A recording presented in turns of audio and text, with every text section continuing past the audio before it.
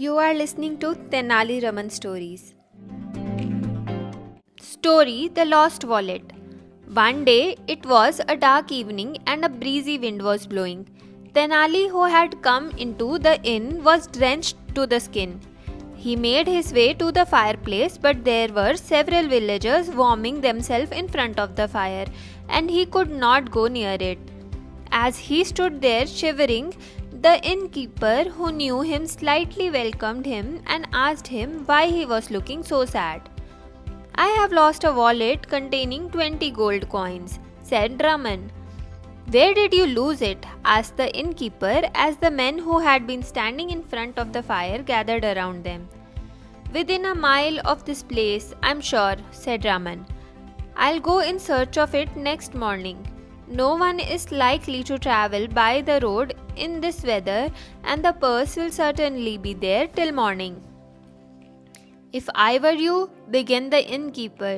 Yes, what would you have done?" interrupted one of the men. Tenali said to the innkeeper, "Let us warm ourselves by the fire. See, everybody has left."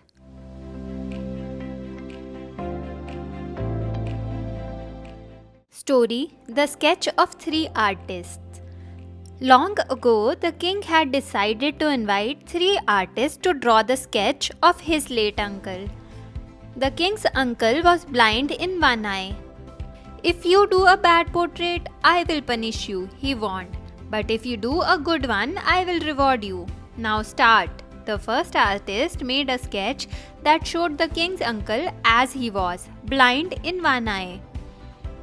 The king had him executed for showing disrespect to his monarch. The second artist showed him with both eyes intact. The king had him flogged for trying to flatter him. The third artist drew him in a profile showing only his good eye. The king was delighted and rewarded him with gold coins. Story The Two Brothers. Once there lived two brothers in a village. They were always up for some mischief. If somebody had been locked up in his house, or if somebody's cow had been painted red, one always knew who the culprits were: the brothers. One day the boy's mother asked Tenali to talk to her sons and put the fear of God in them so that they might mend their ways. Raman asked her to send her sons to him one at a time. When the younger boy, a lad of 13, came, he made him sit and asked him, "Where is God?" The boy did not answer. Raman asked again in a louder voice, "Where is God?" The boy remained silent. But when Raman asked the same question third time, the boy jumped up and ran away. He went straight to his brother. "We are in big trouble," he gasped. "What's wrong?" asked the elder boy, wearily, wondering which of their sin had caught up with them. The youngster said, "God is missing, and they think we have something to do with him."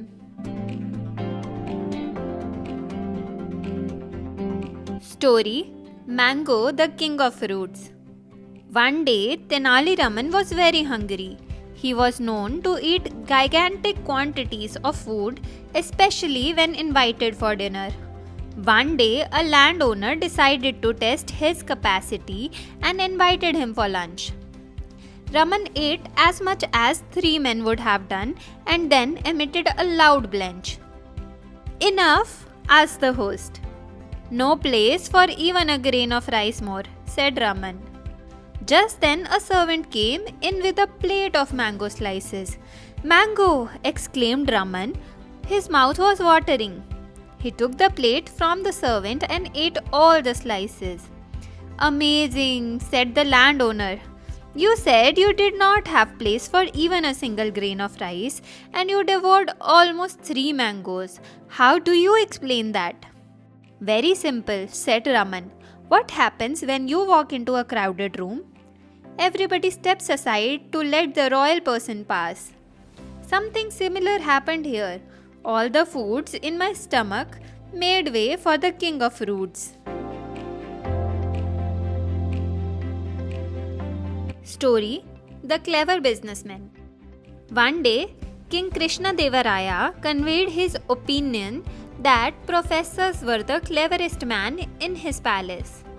Tenali, the court jester, immediately said that businessmen were cleverer. After some days, Raman called a professor to the palace. Raman told him that the king wanted his moustache and asked him for his prize. The professor was extremely happy. He asked for 20 gold coins and allowed a barber to shave his upper lip clean. Next, a businessman was sent. He claimed that it was because of his moustache that he demanded respect in society, and that if he shaved it off, his business would suffer. He asked for 20,000 gold coins for it. Raman gave him the money and sent for the barber. But when the barber approached him, the businessman pushed him away. "The moustache now belongs to the king," he growled. "I won't let anyone touch it." The king was listening from behind a scene. Now he had to agree that businessmen were cleverer than professors. You were listening to Tenali Raman Stories. If you enjoyed this video, then don't forget to like, share and subscribe us. Thank you for being a word teller listener. I'll see you in another video. Until then, happy listening.